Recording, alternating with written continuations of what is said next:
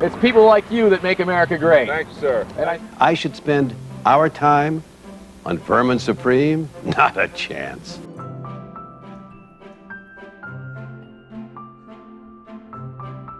Without further ado, I want to welcome each of the candidates to the stage, starting with Vermin Supreme.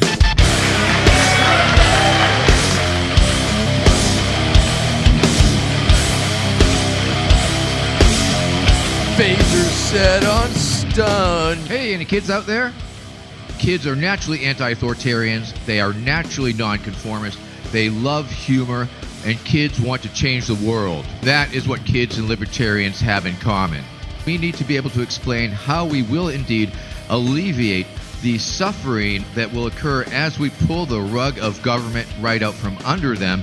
We must hold up libertarian examples. For example, the Libertarian Party of Tennessee right now is involved in disaster relief efforts. A shout out to the Ohio Libertarian Party that is currently putting together a meal program to all the kids that are being displaced because the schools are being shut down. It's all about libertarians showing that we do care, that we do have a plan, that there are options. We must demonstrate that we are indeed the party of love and compassion and caring. I believe that we are, and I believe that we can. You brought in some newer, younger audiences. I think it's great that you can show that comedy brings them in, and then you can throw down and be serious and give the actual party what it's looking for in a candidate. Absolutely. I mean, I believe what I'm offering is a legitimate offer. These 30 years of satirical humor campaign, it's brought me this level of notoriety. People grew up with me. I believe that humor can be used as an effective tool to help dismantle and mock the hell out of the system. Governor Gary Johnson received 4.5 million votes in 2016. How do you plan to beat that result and to use that result to build the party membership? There are 3.9 million high school kids that graduate every year. Give me 2 of those years, that's 8 million kids. Add that to the 17 million college students, and that's a pool of 25 million voters. And if we are able to get 1 out of 4 of those kids to vote for us, well, that is 6.5 million, also known as 5%.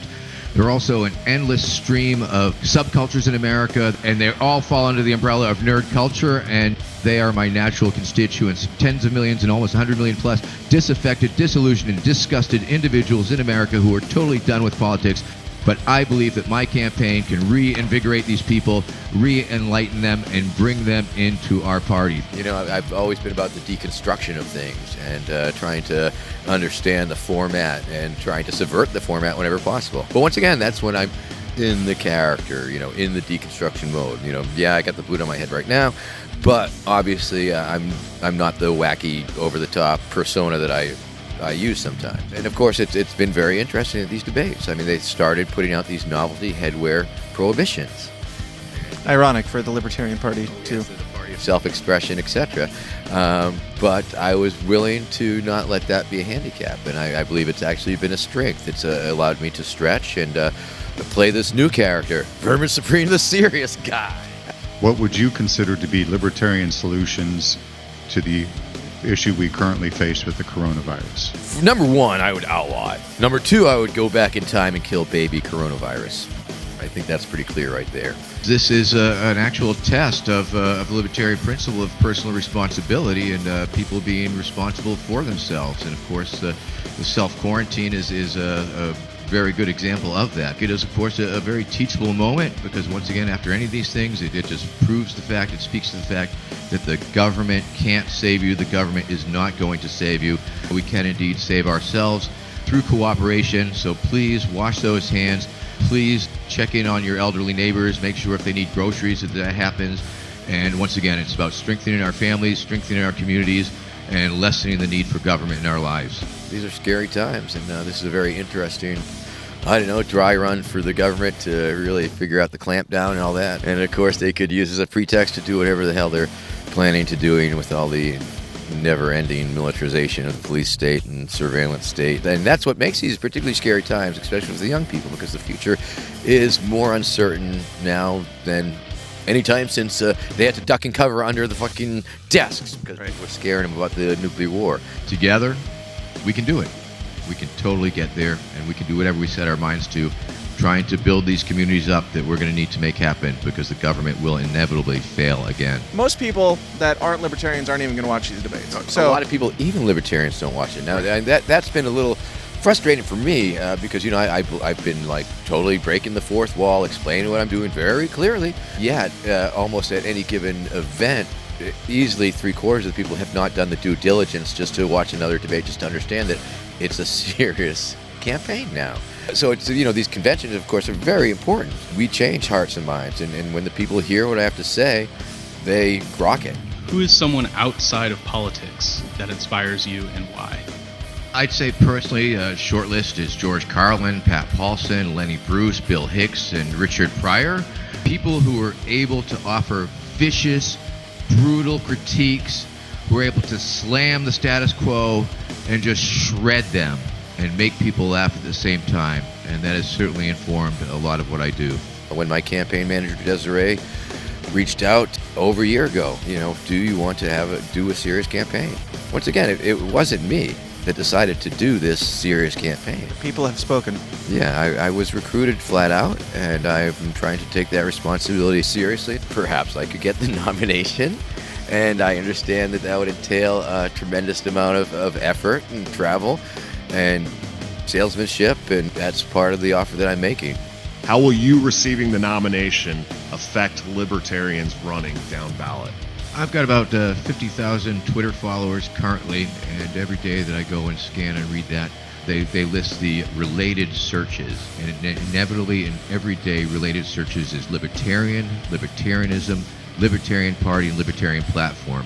My campaign has been drawing a whole lot of eyeballs in the direction of Libertarian Party, and a lot of people who would not have ever given the party a second look are indeed looking at it freshly, and they're having to question their preconceived notions about the negatives that they think about the party. For down ballot tickets, yes, I'm drawing a whole lot of eyeballs, and I'm bringing a lot of people to look your way.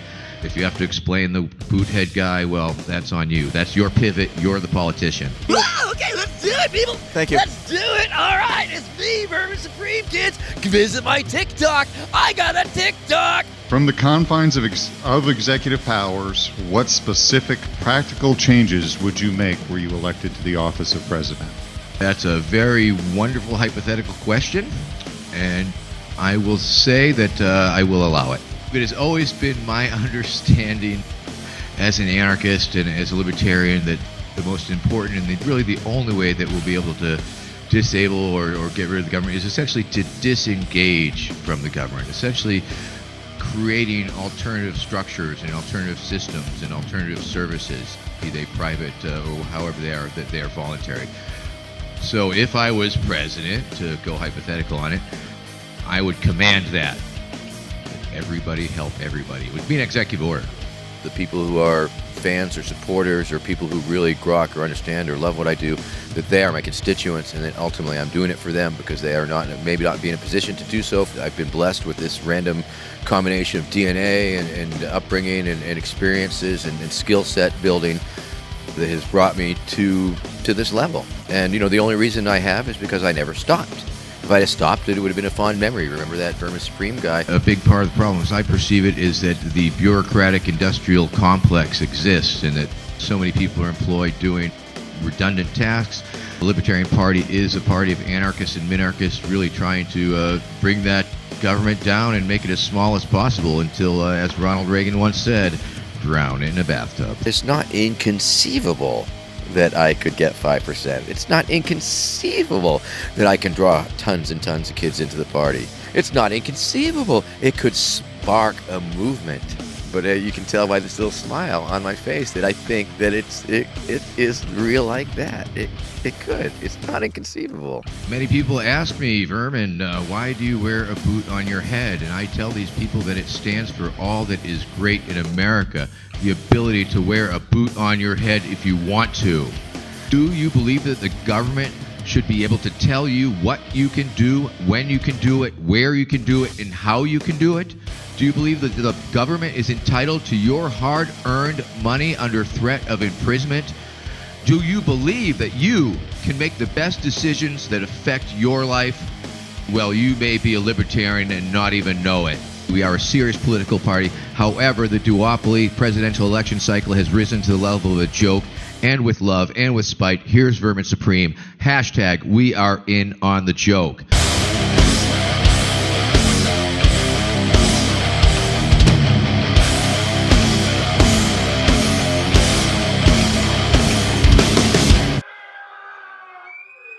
Thank you. Vermin Supreme running for president. VerminSupreme2020.com. The serious libertarian, pragmatic candidate.